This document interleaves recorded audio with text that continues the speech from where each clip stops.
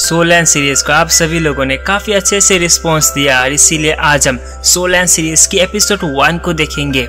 इस सीरीज की शुरुआत में हम पहाड़ के ऊपर एक गांव बसा हुआ था। यहाँ पर काफी अच्छे घर और इमारतें बनी हुई थी। ये गांव का नाम टैंग मैंग है। इसी के पास में एक जंगल था। उस जंगल के अंदर एक नौजवान भाग रहा होता है। उसके पीछे काफी सारे एल्डर पड़े हुए थे। ये नौजवान का नाम होता है टैंग सेंग। टैंग सेंग इन सारे एल्डर से बचते हुए भाग रहा होता है। वो एल्डर इसको पकड़कर मारना चाहते। वो एल्डर अपने हाथों से वेपन्स निकालते और अटैक करते। इस अटैक से आसानी से टैंग सेंग बच जाता है। एल्डर काफी पावरफुल हमला करने के बावजूद भी टैंग सेंग बचते हुए आगे भाग रहा होता है। तब काफी भागने के बाद एक खाई आती है। यहाँ से अब टैंग सेंग भाग नहीं सकता। वो एल्डर टैंग सेंग को बताती कि तुमने काफी बड़ा गलती कर दी। हमारा सेट की लाइब्रेरी में जाके तुमने उस टेक्निक को सीख ली जो सीखना मना था। अब इसके बदले में तुम मारे जाओगे।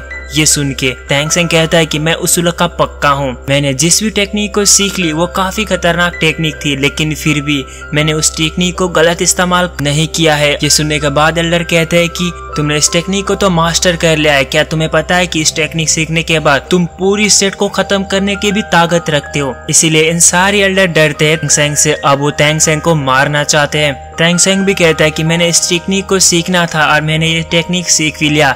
मुझे कोई गम नहीं कि अगर मैं मारा भी जाऊं, और इसीलिए मैं इस टेक्निक को गलत इस्तेमाल नहीं करूंगा।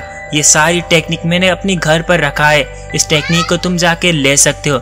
और मेरी सबसे बड़ी हथियार ये भी मैं तुम्हें सौंप रहा हूँ। वो अपनी बड़ी से एक हथियार को निकालता है और उसको सौंप देता है और कहता है कि मैंने पूरी टेक्निक को सब कुछ सीख लिया। उसके बाद अब मेरी कोई ड्रीम नहीं है और इसीलिए मैं खुद को सेक्रीफाइस करने के लिए भी तैयार हूँ।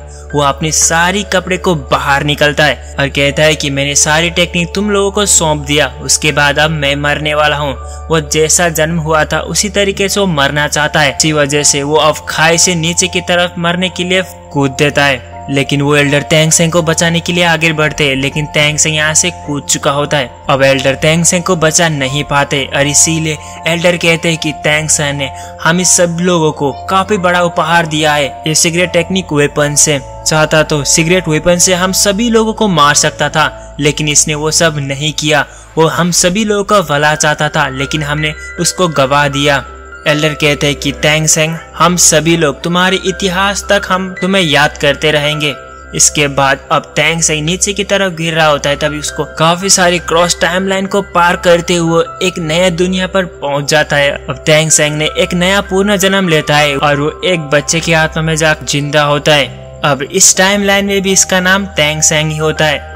अब टैंग सेंग को पिछले जन्म के बारे में सब कुछ याद था और उसके पास सारी टेक्निक वो सब कुछ उसको याद था, और इसीलिए इन सारी टेक्निक को प्रैक्टिस करने के लिए पहाड़ के ऊपर जाके वो मेडिटेट और प्रैक्टिस करने लगता है। उसके आसपास काफी सारे ब्लू सिल्वर प्लांट भी थे। अब वो सोते हुए खुद को कहता है कि मैं इस जन्म में यहाँ पर वापस आ गया हूँ, लेकिन मैं अभी 6 साल का हूँ और इस जगह का नाम भी सोलैंड ही है और मुझे अपनी सोल पावर को बढ़ाना होगा ताकि मैं 9 लेवल तक पहुँच जाऊँ। अब काफी रात हो चुका था और इसी वजह से अब टैंग सेंग घर की तरफ यहाँ से निकल पड़ता है। टैंग सेंग अब घर पर पहुंच जाता है। घर के अंदर अपने डैड को कहता है कि डैड खाना खाने के वक्त हो चुका है। टैंग सेंग की माँ नहीं है, बस उसको अपने डैड ने पाल पोस के बड़ा किया है। अब दोनों बाप और डैड खाना खा लेते हैं। उसके बाद हमें कल की सीन दिखाया जाता है।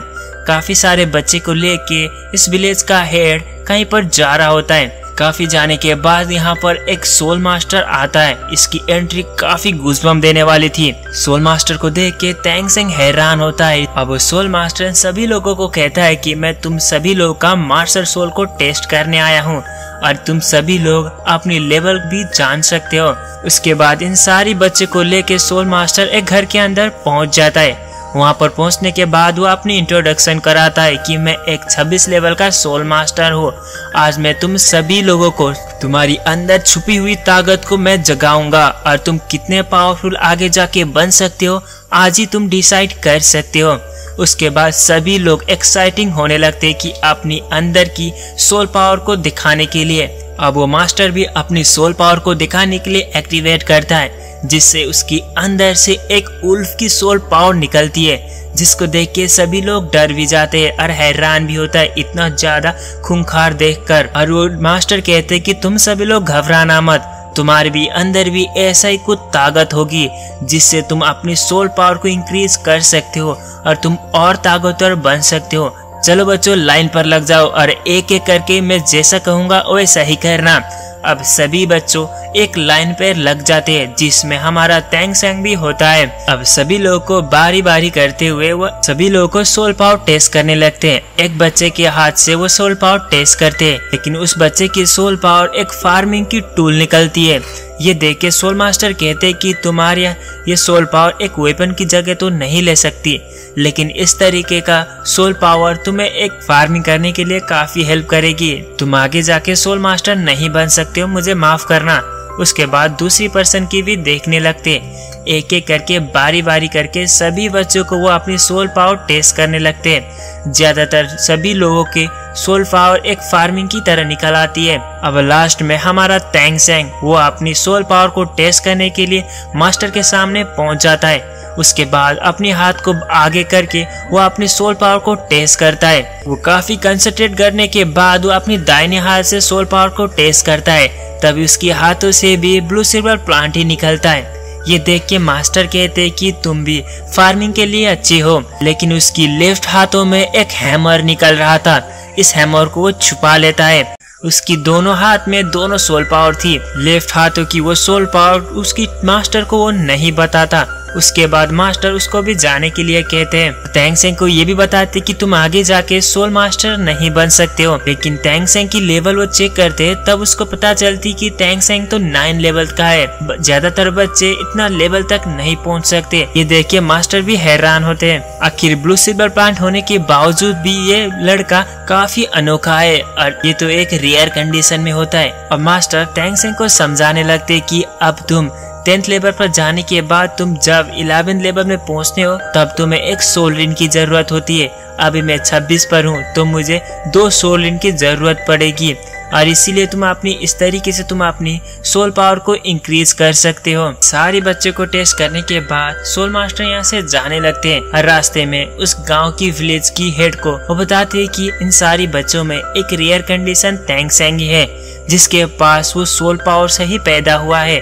भले ही उसके पास ब्लू सिल्वर प्लांट हो, लेकिन फिर भी आगे जाके वो सोल मास्टर बन सकता है, लेकिन इसके लिए उसे और अच्छे स्कूल में जाना होगा।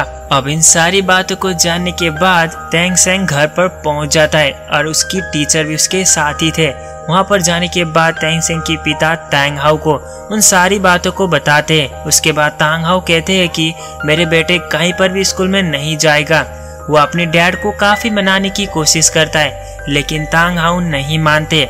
तभी रात की समय होती है और तैंग सेंग सारी घर का काम करने के बाद डैड को मनाने के लिए कहता है कि मैं नए स्कूल में जाना चाहता हूँ। तभी डैड उसके सोल पावर को चेक करते हैं, तब उसकी हाथों से ब्लू सिल्वर प्लांट निकलता है और दूसरी हाथों से हैमर। ये देख के तांग हाउ काफी खुश होता है। उसके बाद कहता है कि बेटे तुम अपनी इस पावर को किसी को भी मत दिखाना और किसी से भी मत बताना। तुम्हारे पास ये हाउ तैंग हैमर वाली ये एबिलिटी है, किसी को भी मत बताना। आखिर तांग हाउ क्यों छुपा रहे हैं हमें आगे जाके पता चलेगी। उसके बाद तांग हाउ मान जाते। ये बात सुन के तैंग सेंग भी काफी खुश होता है और तांग हाउ अपने बेटे को सब कुछ काम सिखा देता है। उसके बाद तैंग सेंग भी काफी ज्यादा काम करता है ताकि शहर में जाके वो किसी भी काम करके पैसे अपने लिए इकट्ठा कर सके। तैंग सेंग इन सारे काम को सीखने के बाद उसने पुनर्जन्म में जो भी सीखा था उससे वो काफी ज्यादा हिडन वेपन्स बना लेता है। उसके बाद अब तांग हाउ अपने बेटे को शहर में ट्रेनिंग करने के लिए अलाउ कर देता है। उसके बाद तांग हाउ ये भी कहते हैं कि तुम अपने हैमर स्पिरिट को किसी भी हालत में यूज नहीं करना। इन सारी शर्तों को एग्री करता है तैंग सेंग। उसके बाद अब गाँव की चीफ उसको ट्रेनिंग के लिए एकेडमी में लेके चले जाते। रास्ते में काफी दूर जाने के बाद उसी एकेडमी में पहुंच जाते जहां पर तैंग सेंग को काफी अच्छी ट्रेनिंग मिल सकती थी, लेकिन वहां पर पहुंचने के बाद ही गेटकीपर उन दोनों को रोक देता है। अब गांव की चीफ हेड पास उस गेटकीपर को दिखाने लगते हैं। गेटकीपर भी उस पास को पढ़ लेता है, लेकिन काफी पढ़ने के बाद वो कहता है कि यहाँ तो एक ब्लू सिल्वर ग्रास की लिखी हुई है और लेवल 10 तक लिखी है, तो इसीलिए ये रेयर कंडीशन है और ये छोटे से गांव से ये रेयर कंडीशन तो बहुत इम्पॉसिबल है और तुम इसीलिए इस एकेडमी में जा नहीं सकते हो। अब दोनों के बीच में काफी ज्यादा बहस शुरू होती है। ये बहस इतना ज्यादा चलती है कि दोनों के बीच में हाथापाई शुरू होती है, लेकिन बीच में एक आदमी आता है और इन दोनों की फाइट को रुका देता है। वो आदमी और कोई नहीं, ग्रैंड मास्टर होते हैं। सभी लोग उसको ग्रैंड मास्टर कहते हैं। अब तैंग सेंग भी ग्रैंड मास्टर को देख के ग्रीट करता है। उसके बाद ग्रैंड मास्टर उसको कहते हैं कि तुम्हारे पास 2 सोल पावर है, इसीलिए क्योंकि ब्लू सिल्वर प्लांट की किसी भी सोल पावर नहीं होते, तुम्हारे एक्स्ट्रा और सोल पावर है, इसीलिए तुम 10th लेवल पर हो। ये जानने के बाद तैंग सेंग काफी हैरान होता है। तैंग सेंग को लगता है कि ये मास्टर काफी जीनियस है। ग्रैंड मास्टर उसको कहते हैं कि तुम्हें कोई भी सीखना है तो मुझे तुम टीचर बना सकते हो। और तैंग सेंग की वो पास लेके उसकी एक मास्टर के पास पहुंच जाते। अब वो मास्टर ये पास देखने के बाद ब्लू सिल्वर प्लांट की किसी भी बच्चे का हमें एडमिशन नहीं लेते, क्योंकि इसकी सोल पावर नहीं होते। लेकिन ये ग्रैंड मास्टर ने पास दिया था, तो ग्रैंड मास्टर की वजह से इस एकेडमी में तैंग सेंग की एडमिशन हो जाती है। उसके बाद ग्रैंड मास्टर कहते कि तुम्हें कोई भी जरूरत है और तुम किसी भी टेक्निक को सीखना चाहते हो तो तुम मुझे टीचर बना सकते हो और मुझे याद कर लेना।